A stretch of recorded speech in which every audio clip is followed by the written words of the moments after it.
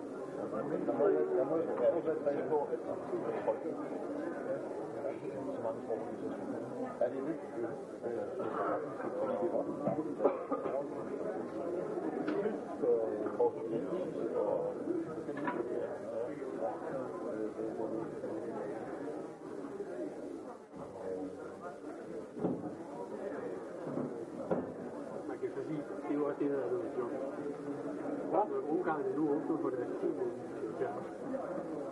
Jeg tror, at de jo historier om, at Roden, han har klaret det fra det. Og der var der nogen, der støttede ham. Ja, og vi får formentlig også et klip.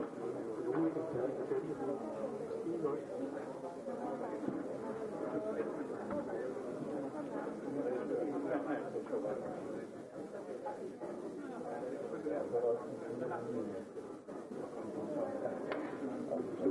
Det er også en i bogen.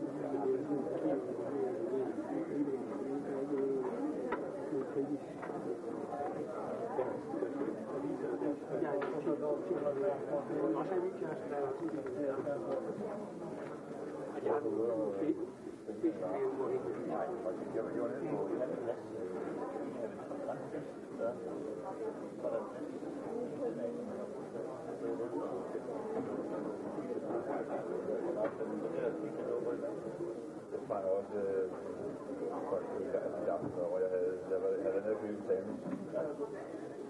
Nu var jeg ikke lagt til at lave op til køleskabet. Nu kan heller ikke jeg komme til hjem, og jeg har ikke tåret eller sådan noget.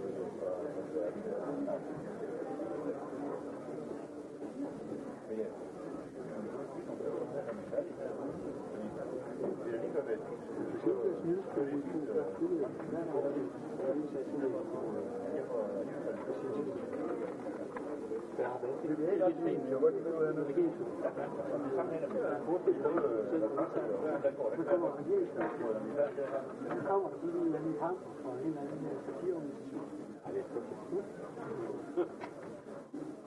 Og fortalte os i øvrigt også om, hvad vi ville ude på skøder.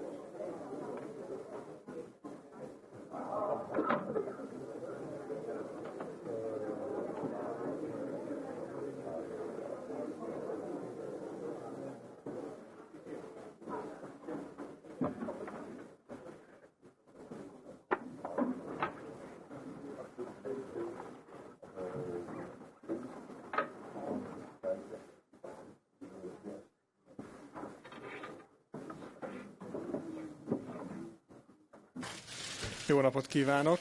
Szeretettel üdvözlünk. I'd like to greet all the participants here and thank you for your patience. I hope everybody will be hearing us in their own language or the language they wish to listen to. I'd like to greet you all in this press conference organized by the Hungarian government.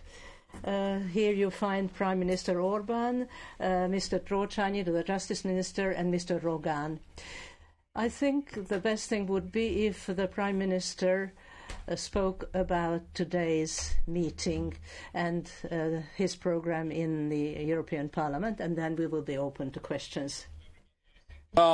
First of all, we have to say thank you very much for the Speaker of the Parliament and the leaders of other leaders of the Parliament make a chance, creating a chance for us to have an open dialogue and discussion here at the plenary session. As I just have said, discussion by itself is a value, and this is a moral basis. I mean, the fair and open discussion is the moral basis of the European Union. So I am proud that we belong to the European Union and we have that kind of institutions like the European Parliament, which provided a fair chance to deliver our ideas and to confrontate with the ideas of others. That's the first. Second, the discussion consisted of two separable parts. First of all, the old, let's say, old kind of accusations concerning Hungary coming from the history and coming from the latest years. And there was another chapter of this discussion which was more, may I just say, actual, more related to the daily decisions of the Hungarian government and parliament and developments going on in Hungary. I think I got a fair chance to clarify what is the Hungarian position on all the debated issues. And I think the approach of the Commission was fairly reasonable. And I think we will use very well the possibility what Excellence Mr. Timmermans provided for us. If I was able to understand correctly, which in case of legal texts is not so easy, but if I understand correctly, they have just some arguments against the law, the new law concerning the Hungarian universities, which is rather technical, and move to the focus of the discussion from the freedom of education and academic science rather to the business approach, whether the freedom of movement of services and all the technicalities related to that is provided or not. That's an quite easier question and approach to us. Of course, if the Commission will publish all his position, as he has said, they would like to get an answer in 30 days. Of course, we will not hesitate, and the Hungarian government will react in a legal text, as we always do. There was another criticism concerning the national consultation, and if I was able to understand his point, the Commission will publish a text, which is not a legal issue, but rather a text, how they think we misinterpret the position of the EU, and they would like to clarify it. We will read it, and we will react on that, of course, because we think that our national consultation based on fair interpretation of the real facts. And the third point is, which is, if I understand correctly what's going on here, which is not easy, just coming here every third year, if I understand correctly, the real issue here is the refugee issue. And that's the reason why we are in strong confrontation with the Commission. I suppose the majority of the Parliament and Mr. Soros and his whole NGO empire.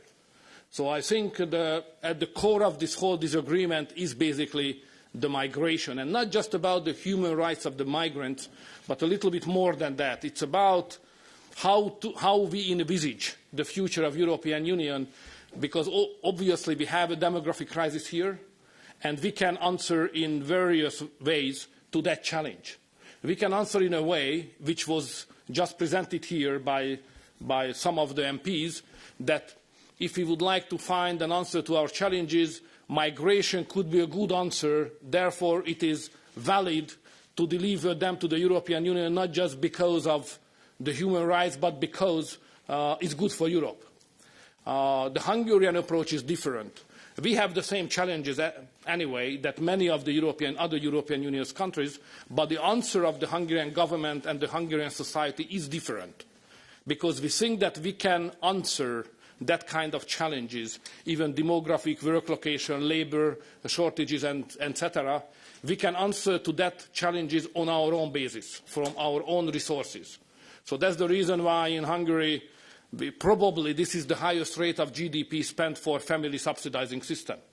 Because we think that the figures are not good at this moment, but we hope that based on our own resources, without integrating the migrants, we can find a good answer to the challenges of the Hungarian society. So I think that's the major issue. This is the core, the roots of all the other issues concerning NGOs, university, democracy in Hungary, and so on and so on. And I understand that, because the question of the migrants and how we envisage the future of the European Union as a society, let's say in 20, 30 years, this is really the issue. And so therefore I understand that all other issues converge somehow to that core of the matter. So that's how I interpreted the discussion. It was public, so you had a chance to follow it. If you have any questions which can provide more information than the discussion was able to do so, I am at your disposal. Thank you very much. Ferko Dániel vagyok, Budapest. Daniel Ferko from Echo Television, Budapest. Prime Minister, my question is this. Fidesz belongs to EPP, the European People's Party, and many of the EPP have criticized the government, the Hungarian government.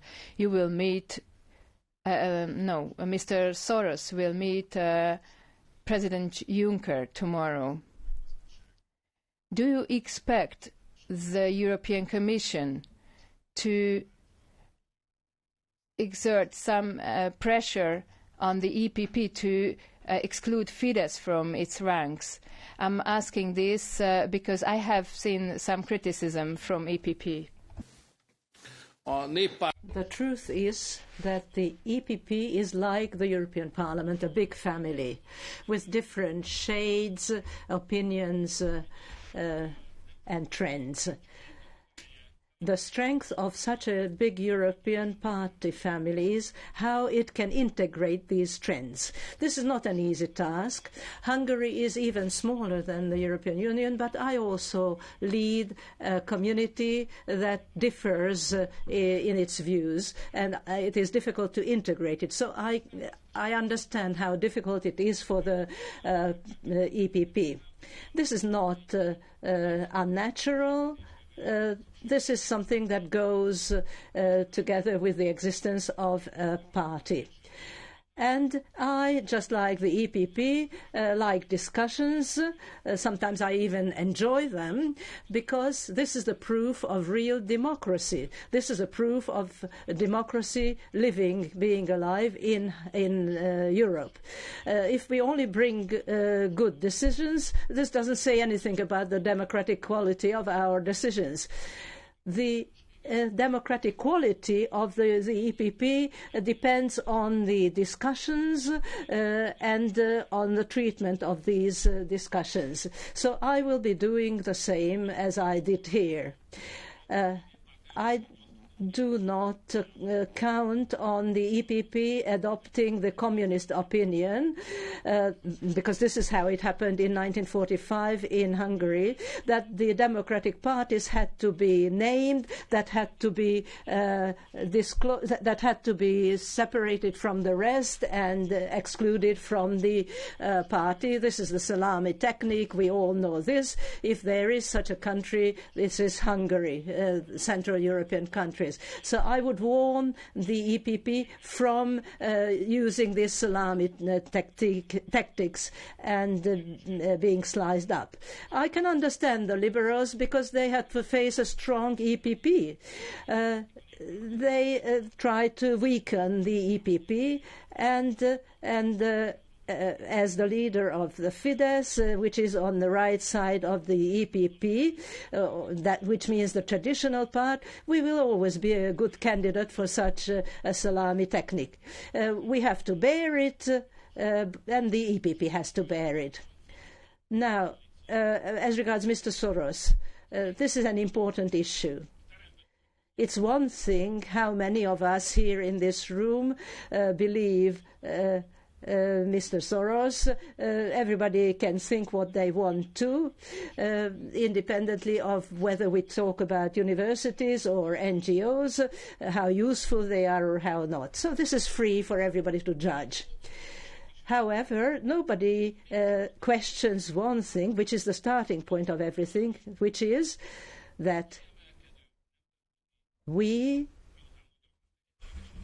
as Hungarians and as talented Hungarians, have to face a financial speculator, a person who has ruined the lives of tens of millions of people when he attacked the British pound and other currencies so that he could make profits. But since in a modern world economy, I wouldn't even want to mention this. I'm just saying this is a fact, that we're talking here about an international speculator who becomes rich even through philanthropic activities to ruin millions of people. In Hungary, he was sentenced to a fine of several hundred million forints because of his financial transactions. All I want to say by this is that it is not natural for the European Union, which stands on social economy, on creating values, to receive a speculator as the most natural thing in the world. This should not be done in the European Parliament. And perhaps we should think about this, whether this is right.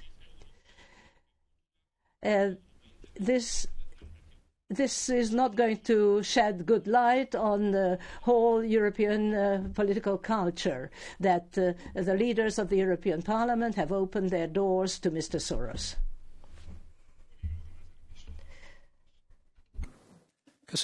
Thank you very much, Zoltán Gyevai Brooks Info. Mr. Weber has said before that if the Commission finds fault with the Higher Education Act, it would be an expectation against the Hungarian government to remedy those problems. This was a political statement. Now the Commission has started the procedures. This is the legal framework of this action. My question is the following. Is Hungary going to pursue this legal path, or the Hungarian government will argue that this is a political action, and the political dialogue that the Commission has announced 2 weeks ago, what will it comprise of, and what will be your role? Now, to your first question. A country of the size of Hungary can never accept the primacy of a political approach to a legal approach in a political debate. We will always be the weaker party in a political debate because we are a country of 10 million people. If we allow political pressure against Hungary without trying to defend ourselves on legal grounds, then we will necessarily lose. So we will have to stick to our guns, and we have to stick to a legal path which belongs to a European culture of discussion. So we are not naive, but we will treat this not as a political issue, but as a legal issue, and we will pursue it as such. I was a legal student, and I respect legal texts. I don't want to make statements on a legal text that I have never read before, only heard about it. What I have understood today verbally was that we are less and less talking about academics and the freedom of education, and more talking about employment and the freedom of services, freedom of the movement of services, which means to me, points to me to shift the focus towards services from education. This is my assumption. I haven't read the text, so this is just to preempt the discussion. But we will pursue this point of view in the debate. Many MEPs are badly informed because they are talking about issues that are way behind us. The legal procedures that have taken place before, in these legal procedures we have been successful. I don't want to list all of them. Politicians talk about them as if they were not closed issues, but they are issues legally. And the European Court of Justice has announced a statement, for instance, on the Hungarian constitution, the independence of the Hungarian National Bank, the justice system, the retirement of judges, the media law, the law on churches, or on nuclear energy. One by one, sometimes for years on end, we were entering into these discussions, but these discussions are behind us and they are decided. And it's not fair to bring them back on the table again and again and make it look like these are open issues. This is not the case. There are no serious issues open in front of the European Union.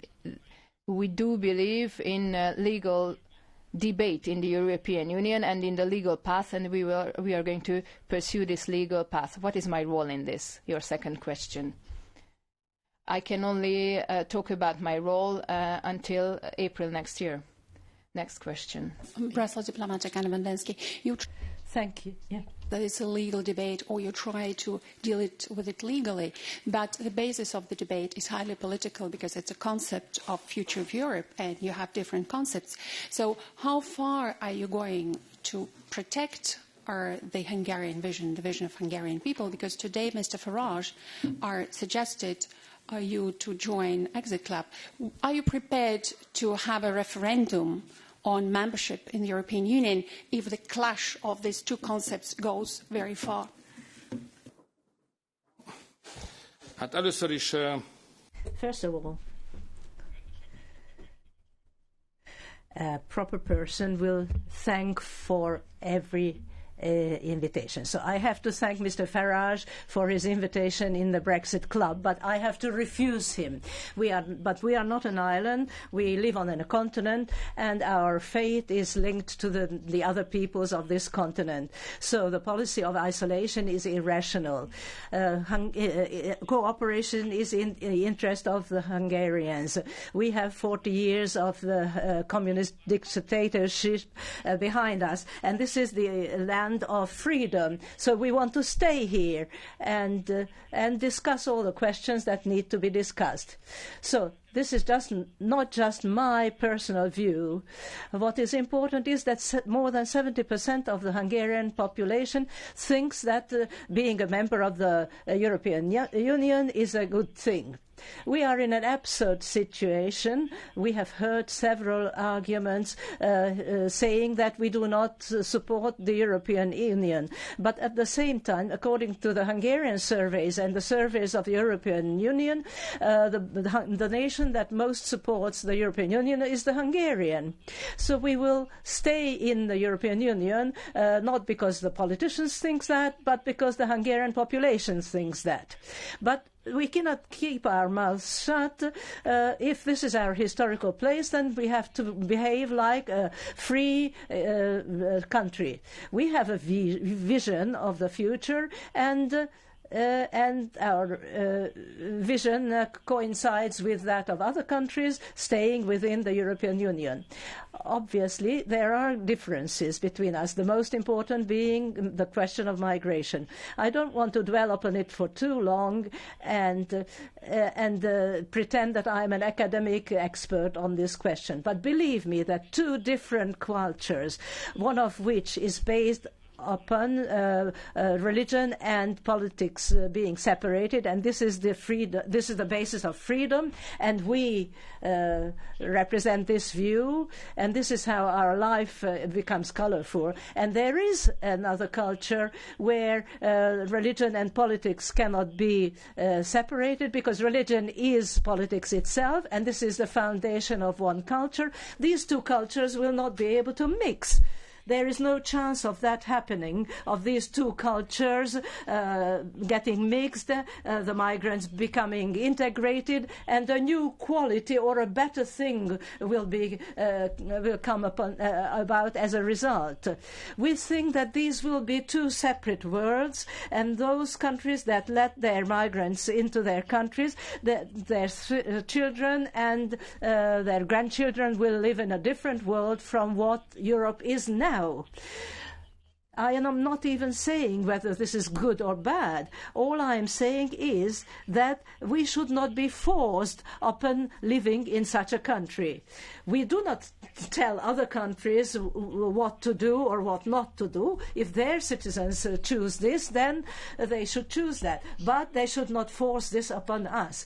I wouldn't even state that we are right in this discussion, because the result will only be seen in 1 or 2 decades. But I think that we have the right to see the future the way we want to see it, and create the necessary legal provisions accordingly. This is a question of fate in Europe, and this is pushing its boundaries. But we have to find some solution to these two different views. Next question. From Politico. I have one unrelated question, not related to the debate, but there were a Turkish press report saying that you have congratulated Mr. Erdogan for his referendum victory this month. Do you confirm this, and can you comment on this? And the second question, because you mentioned it, but can you clarify whether your group will remain in the EPP, your Fidesz group, despite calls from many MEPs now to exclude it, because there is a lot of resentment in the EPP? And so what do you respond to those who are angry at you? Thank you. So the answer to the first question is yes. The answer to the second question, yes. So I have answered already how we perceive the EPP and why we insist on to stay, because this is our place. Helmut Kohl invited us. Wilfried Martens managed our party to become member of that committee. We are proud of being member of EPP, as I have explained. But the second question is Turkey. Yes, it's true. I congratulated to President Erdogan, because and I argued on this basis, even in the publicly, on the Congress of EPP on Malta. Well, I have delivered a speech, and I made very clear that instead of searching for, requested for, democracy in Turkey, which is anyway an important issue, this should not be the number one issue when we put together what kind of request we have to Turkey. So the first European request, which is our vital interest, is a stable Turkey political life. And I think we have to support those who can provide clear-cut stability in Turkey. If there is no stability in Turkey, we all sitting here will be in trouble soon. I agree that democracy is important and the quality of political regime, but the order and the list of priority is even more important. And I think the vital European interest just now to Turkey is to stabilize the country. Otherwise, the whole region will be in fire and the pressure on the European continent will be unbearable. So that's the reason why I am supporting Mr. Erdogan to create a stable Turkish political life. Köszönöm szépen, Szarvas. Thank you very much. Szilveszter Szarvas from Pesti Srácok. Prime Minister, what is your opinion about the fact that most MEPs deny the existence of an information network run by Mr. Soros? It was found out that Mr. Tamás Messerich, who is an MEP of the Socialists, received information about issues related to the CEU, and Mr. Messerich has sent it on to other MEPs. Next question.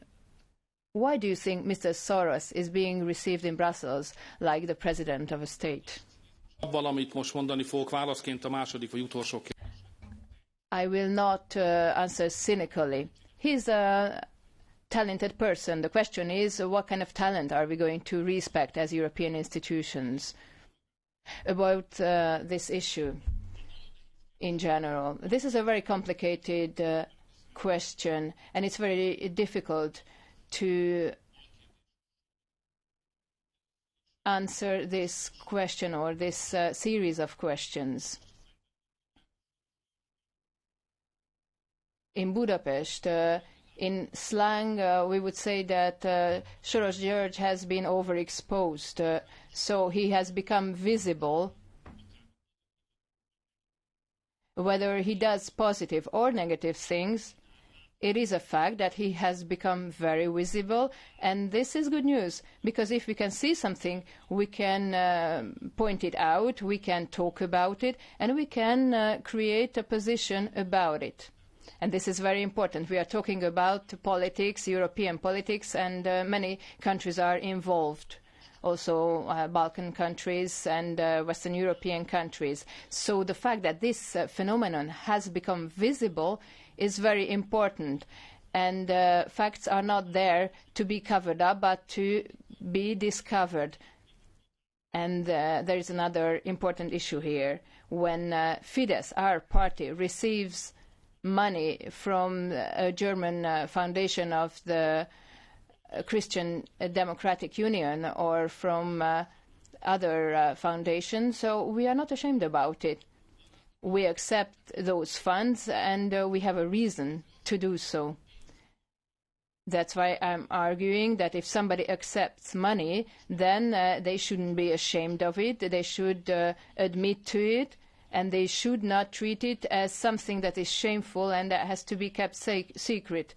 So if this becomes a shameful act, then that's already a big problem. If somebody receives money from a financial speculator, then they should justify it, and if they believe it's justifiable, then they should put forward the arguments.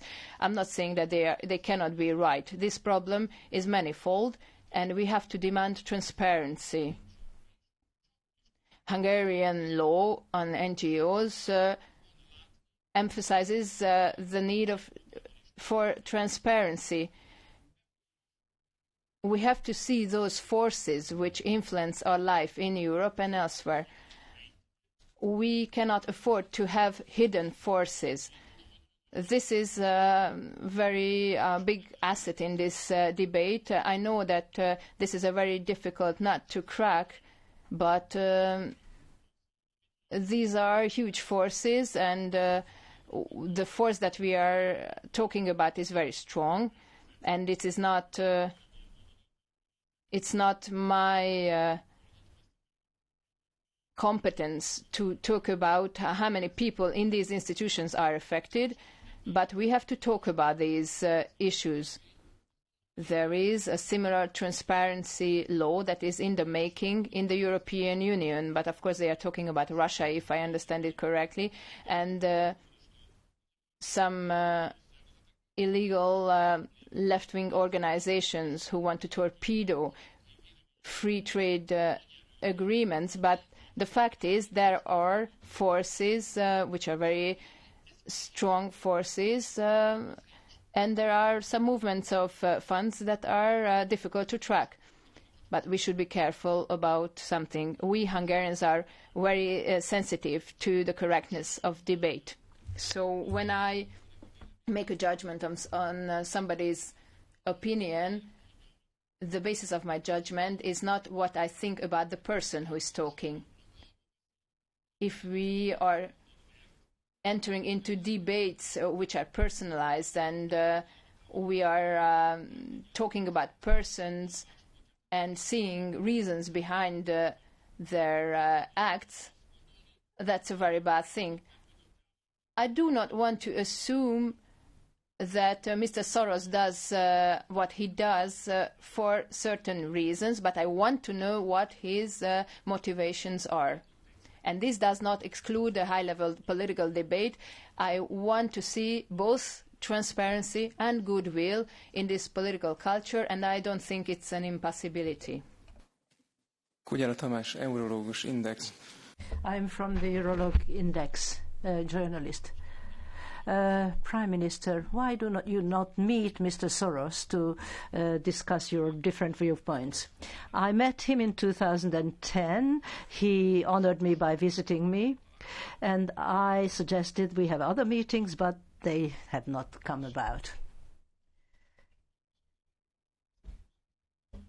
Prime Minister, first of all, I would like to ask you, is there any member of the Parliament sitting beside you? Because this is one of the rules of the Parliament, that the press conference is made by a member of the Parliament hosting whoever he wants, in this case you. But I don't know if there is any member of the Parliament there. Is there? Good, okay. Because it's not the one that was in the Mr. SCHÖPFLIN. No, it has to be, okay, he has to be a member of the European Parliament. So you probably didn't know this, but it's important to know this is one of the European rules. Since this is the European Parliament, you must have a member of the Parliament that hosts you for the press conference. Could they sit only or speak? If they don't speak, they can sit, yeah? Even if they don't speak, it doesn't matter. Important thing is they present you and they host you there because this is the house of the members of the Parliament. Just to let you know. My question is very precise. It's on your position on migration. You must be happy because this is one of your most important issues. And this is in your questionnaire to the Hungarian population. You say that Brussels wants to force Hungary to accept illegal migrants. Now. You say today, during your intervention in the Parliament, that there is a difference between illegal migrants and asylum seekers. You say that, and you say that they should be filtered before they come into the EU, which is quite a nice idea. It's quite difficult to do, but it's a nice idea. But my question is, in the case of the relocation, which is exactly the European decision which you are opposing, they are not illegal immigrants, the ones the 1,400 that should come to your country. They are asylum seekers because they have been recognized as such in the hotspots in the country where they arrived, Italy or Greece. So why are you asking the population to express themselves on something which is clearly false? Because they are not illegal migrants, they are asylum seekers. And if I may, a second question. When your country signed the treaty, the Lisbon Treaty, it was very clear in the Lisbon Treaty, the EU treaty, that actually the competence for illegal migration is EU competence. It is not national competence. The only national competence is about legal economic migration. And so why are you still opposing the fact that in the EU, illegal migration is EU competence, and you have to accept the qualified majority vote on these issues? bonyolult jogi kérdés, ezért engedje meg, hogy magyarul válaszolj. This is a complicated legal question, therefore I'd like to answer in Hungarian. Yes, the questionnaire in the national consultation says that the European Union, let's call it Brussels, which is a geographic denomination, wants to force it upon us to let illegal migrants into the country. This corresponds to reality for the following reasons.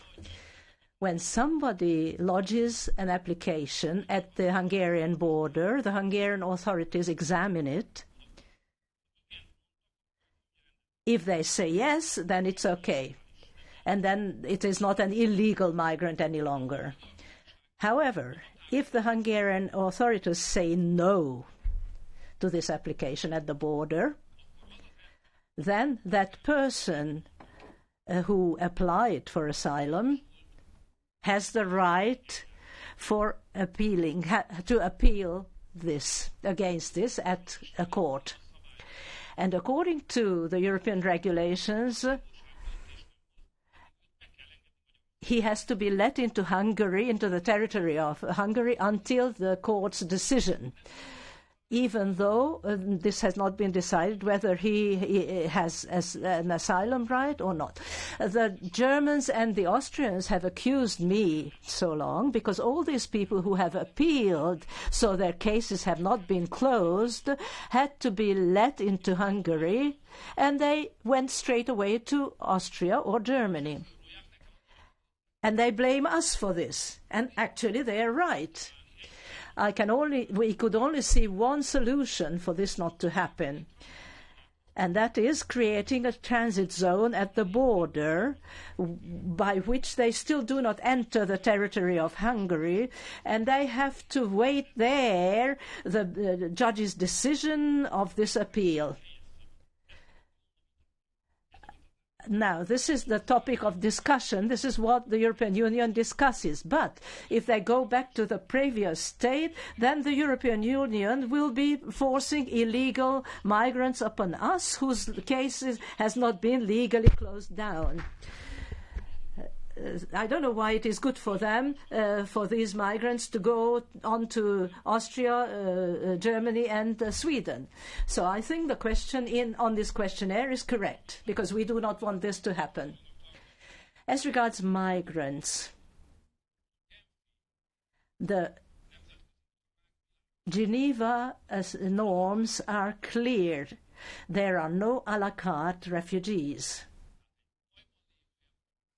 So, a person who is in trouble can receive the status of a refugee until he gets into the first safe country. Where he wants to go on depends on where the receiving country, whether the receiving country will receive them. So they cannot decide whether Hungary is good for them or Serbia is good for them, and they want to go to Austria. There is no such thing. The Geneva norms exclude this. So they can only be let into the first safe country. Of course, the discussion is about what is a safe country. The way I see it, if someone gets from Syria, where there is trouble, to Germany, there are two other countries that are safe, either because they are members of the European Union or they are candidate countries. If we question whether a candidate country can provide safety for a country or for the refugees or not, then the whole idea of joining the European Union becomes dubious. I don't have a stone in the place of my heart. I do see that migrants are in trouble and that they are victims. And I have a definite plan as to how they should be helped. But our point is that they should not be let into our countries, but give help them in their own countries. We have created an organization called Hungary Help, which sends money and human resources, etc., to countries where they have to be helped, where the country needs to be stabilized. We spend a lot of money on this, and we are proud of this activity. And this is the correct action to take. The migrants are victims, but we want to have a reasonable migration policy for the migrants. If reception and distribution is going to be the essence of this policy, then this will be considered as invitation for all the new refugees. Thank you. Parató László vagyok. László Paraton, News Television Hungary. 2 questions about the NGO law. Jobbik last September made a suggestion last year which was similar to what is on the table this year, and it was not supported by Fidesz. And Robert Repasi said that this could be encouragement to the Slovakia or to the Romanian parliament to act against the NGOs, the Hungarian NGOs in their countries, naming them or branding them as foreign organizations. Are you not afraid of this phenomenon yourself? Second question about a Chechnyan person who threatened a Hungarian person for throwing a stone at the Soviet monument, and the government didn't take action. There apparently are some documents held by the Russian secret services. What is your comment on this? The previous prime minister needs help, but it's not legal help. This is my position. As far as the act of threatening is concerned, yes, I made an instruction to the Minister of the Interior, because in Hungary it is impossible for people to threaten each other, let alone a Hungarian citizen being threatened by a foreign citizen. We didn't talk too much about this. The Hungarian authorities are ready to defend every Hungarian citizen against threat, wherever the threat comes from. And this issue about the NGOs, I confess that I had already expected trouble when we started to reform the NGO scene. We only wanted transparency, and I knew that there would be a tax. I was always treading very carefully in this issue, and the only reason I was ready to support this issue or to start this reform was migration. As long as NGOs are doing their own business, we don't mind them being a little bit in the grey zone.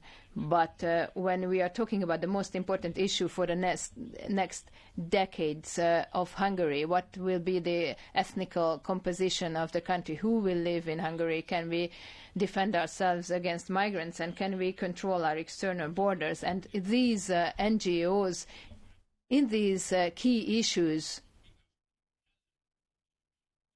take a stance against the government's position and against the interest of the Hungarian citizens. This is what we cannot afford. This is not just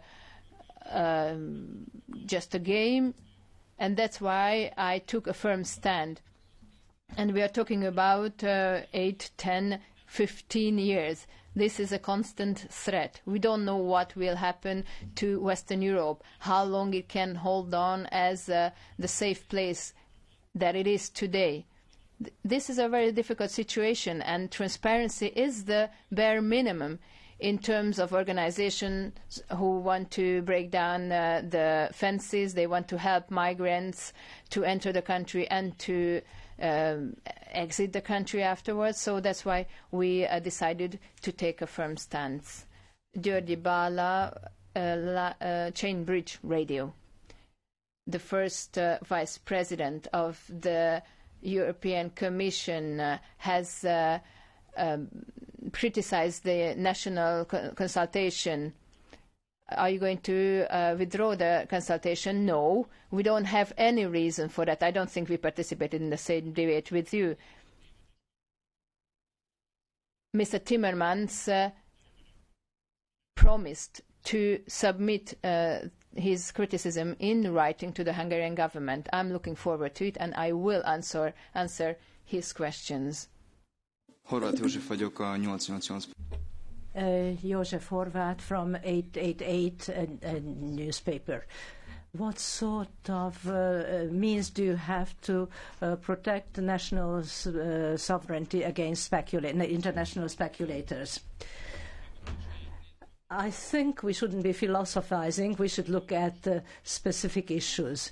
So the legal procedures after the pound fiasco, or let's look at the French legal proceedings, or let's look at Hungary. We had to fight against Soros's financial speculators. First of all, when the socialist liberal government was formed, and I think there were some agreements there. Perhaps it is not correct to speak about them now, and we could only stop the OTP, the Hungarian National Bank, the main bank, should not get to the hands of a financial speculator. We were not in government then. It was Mr. Horn who was Prime Minister then. The other his story was recently around 2008 when in foreign currency debtors there were other financial speculators, and recently there was a decision taken, and several hundred thousand forints fine was imposed on Mr. Soros. Mr. Soros said that he was not aware of his people doing financial speculations in Hungary.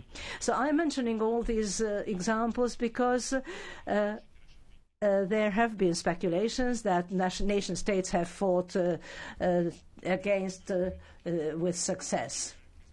I see two more people putting their hands up, and perhaps one more person. So 3 questions and then 1 extra question.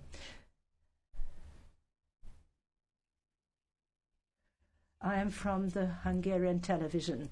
If I remember well, in your closing remarks you said that you see chance in several questions to reach compromises.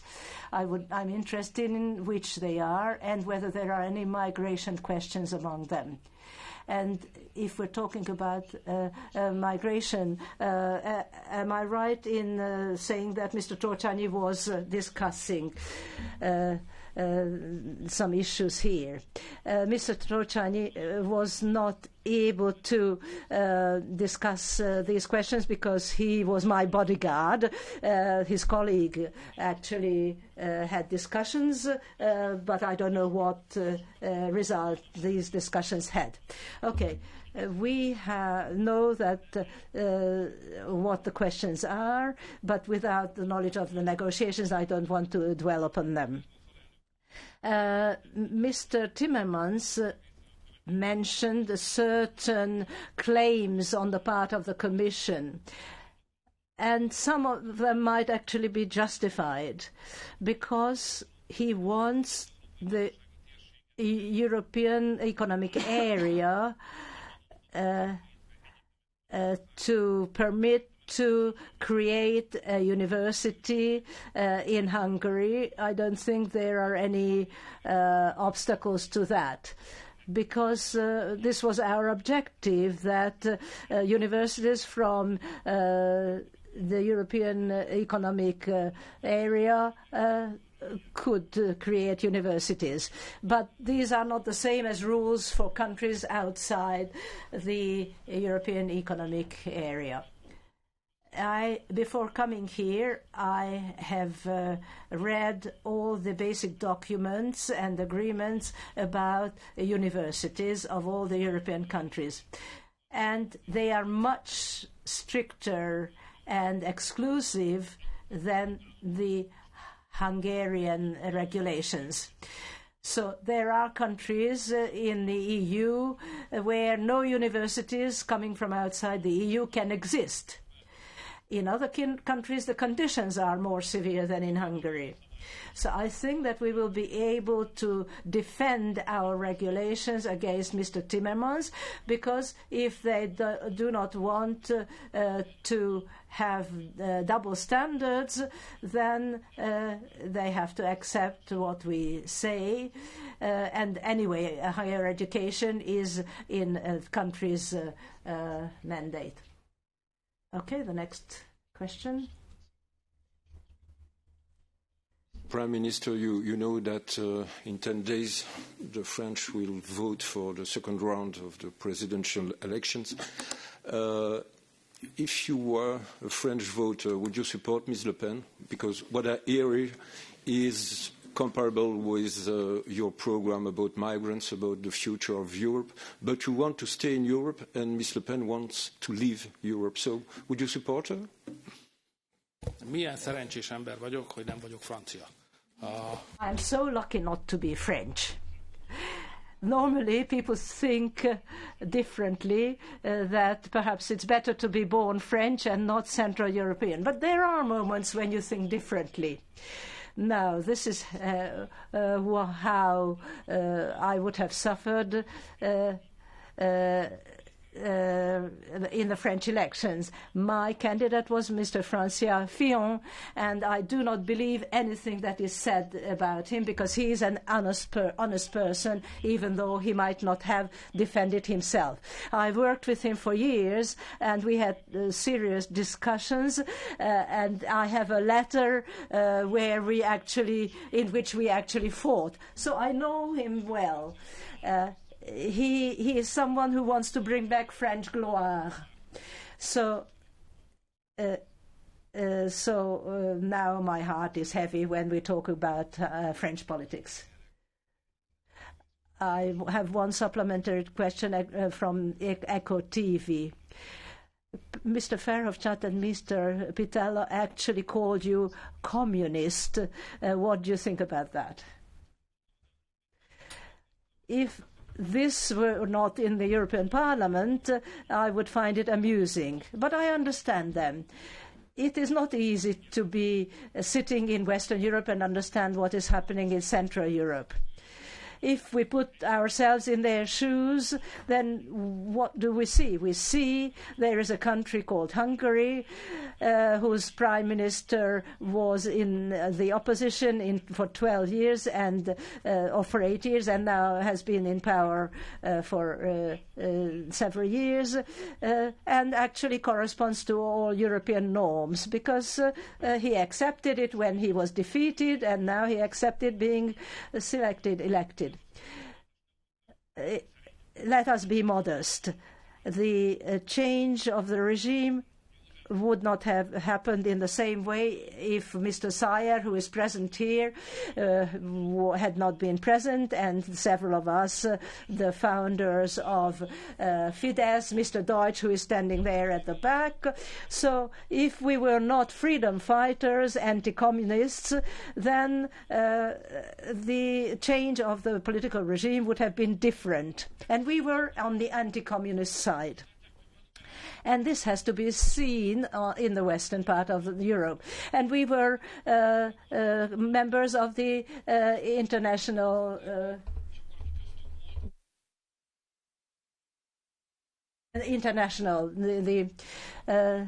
Socialist International.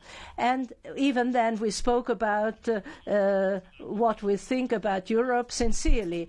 And when the Hungarian Conservative Party were formed, and some of them got integrated into the Fidesz, our party, and we could not have stayed as a liberal party, which actually was supported by Mr. Helmut Kohl, who had actually invited us into the European Union.